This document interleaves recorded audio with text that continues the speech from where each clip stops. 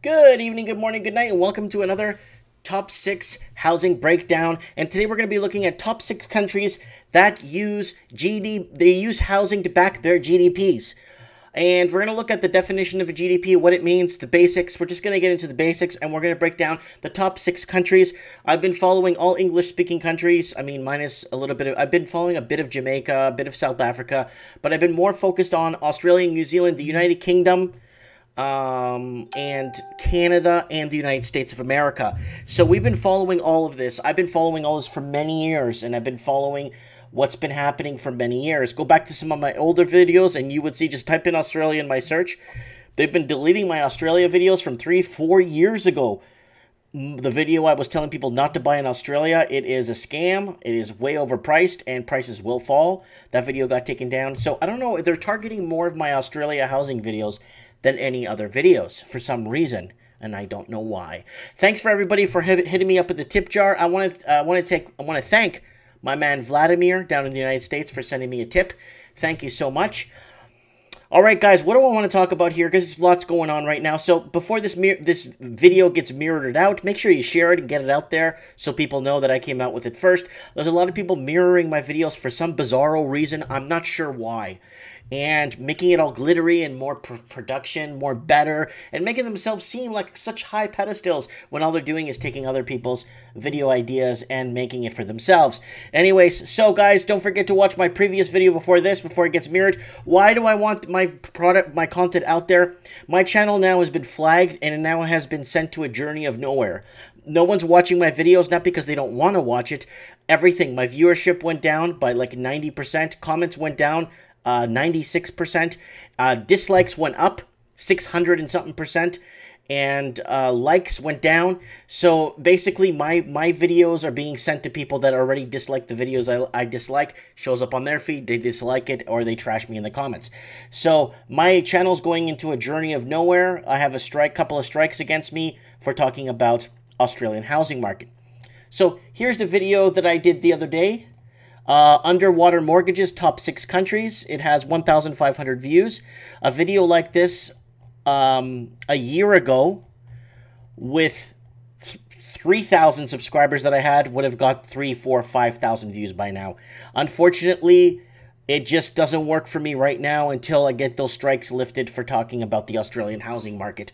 And no, there's nothing in my background, and no, there's no music, no, there's nothing. I'm just outside sitting in my backyard when I used to live in Vancouver, talking about this stuff. So it's been hectic, and it breaks my heart, you know, when you put a lot of work into what you do, and I do it because I like doing this, you know.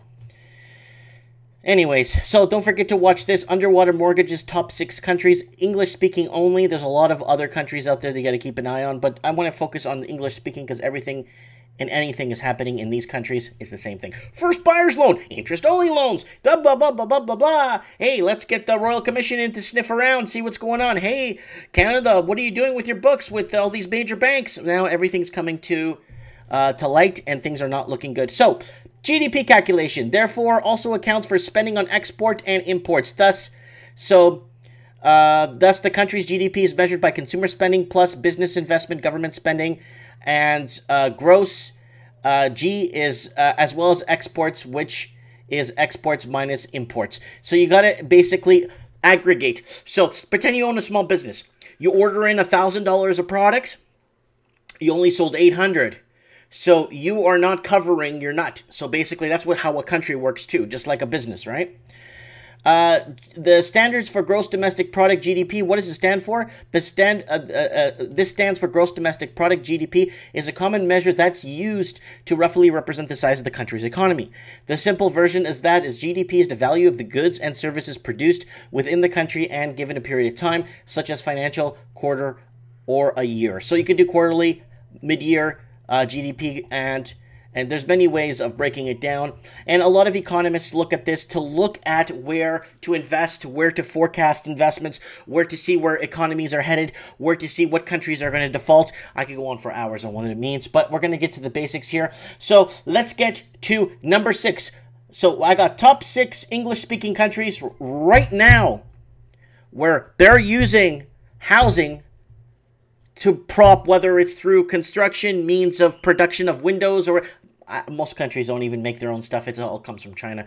But we're going to look at basically English-speaking countries that spend and use housing to back their GDP to show strong growth.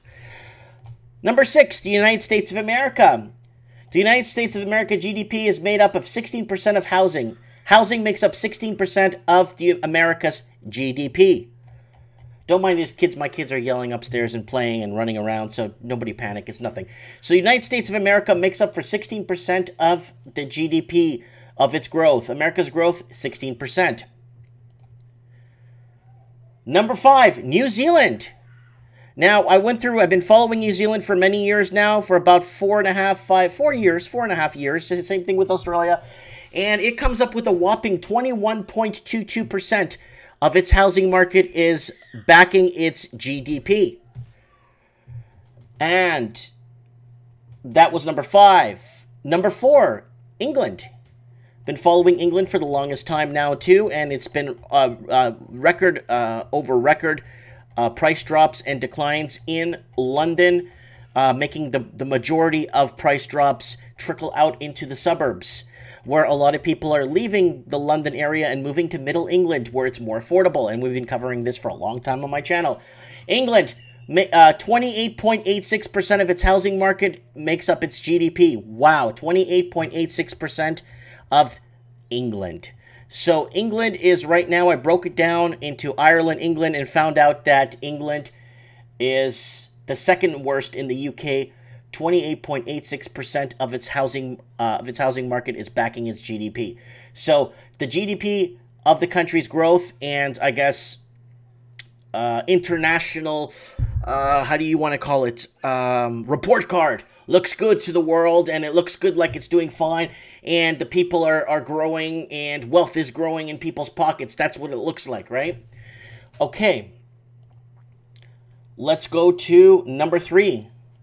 Ireland. Ireland right now is in a tailspin of a problem where 29.66% of Ireland's GDP is made up of housing. 29.66%, only a sliver above England. These are the numbers I'm getting from all the research I've been doing and looking over numbers. And, here you got the house price growth, 4.5% on some quarters. And right now in Ireland, the protesters, there it is, Ireland 2 here. Been looking at Ireland right now, the protesting has been out of control. 10,000 people sleeping rough. 2,800 of them are children. And it's been severely out of control with the protests at Parliament there, where people want to take their country back. Too many investment properties right now. Lots of investors are flocking to Ireland because they can still buy homes under 200,000 euros, and a lot of investors are gobbling up those great deals and buying out the English proper, the Irish proper. Okay, where we head to? Number 2, Canada. I keep getting different numbers here. So, real estate drove a fifth of the Canadian economy in 2017. And when I broke down the numbers according to this, it came out to about 24 points, 24%. I'm getting something else. I'm getting 37.44%, okay? Roughly. So, guys, these are rough figures. Don't hold me to them. Don't rake me over the coals. Just hear me out. These are just rough numbers. I'm getting 30%, 20-something odd percent, high 20% in the 2017, but I'm getting 37.44% in Canada. So 37.44% of Canadian housing is GDP or, oh God, I'm so lost for words today. What's driving up the Canadian GDP?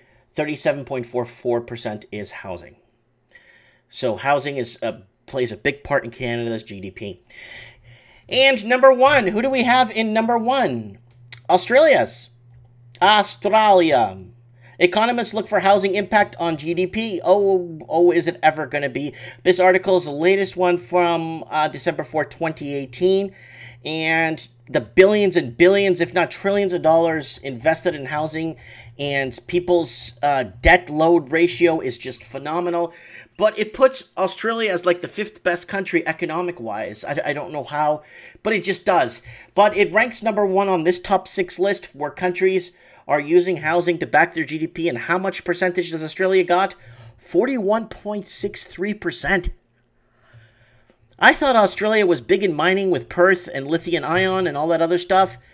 The mass intermigration in the country with a pile of people leaving the big cities and moving to Hobart and Queensland and other places that is somewhat more affordable. Right now, Melbourne is seeing a mass exodus of people that are just sick and tired of working for nothing. I mean, if you could work minimum wage job in Darwin, you could do okay because the housing prices, or in Hobart, are still within a median range and you can still get by. Where you work minimum wage in Sydney, you're starving to death. And if you work 2 jobs working minimum wage in Sydney, you're starving to death ×2. So this puts you under house arrest. Mind you, it was an Australian powder keg, Australian debt powder keg. I've been saying that for Australian debt prison, and now my new one is Australian house arrest, where people are just so overly invested in properties in Australia.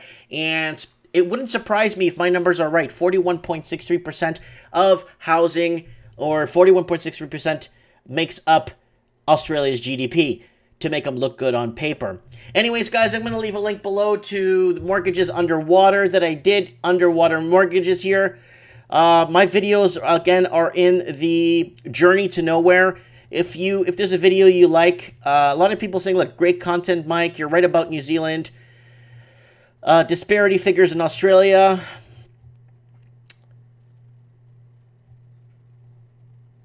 And it's just, there's a good question here. Someone's asking me, why are you so driven by housing use? Why? It's because I have children. I can't have my children walking around as NPCs, non-player characters in the future. I can't have my children couch surfing. I can't have them homeless. I can't have them. I need them, you know, to find their career, find their lives, find their paths. And I don't want them to be working full-time and then have to sleep on someone's couch because working a full-time job or being a doctor isn't enough anymore because you can't get ahead in life. My children mean a lot to me, and I got to do this for them. I got to do this for everybody's children. I got to do this for everybody that's being bought out of the market. Anyways, guys, thank you for hitting me up in the tip jar. Guys, I love you guys. Don't forget to join me tomorrow night for Trends in the Housing Market. Have a good night, and get my video out there before somebody mirrors it and claims it as themselves. Thanks for watching.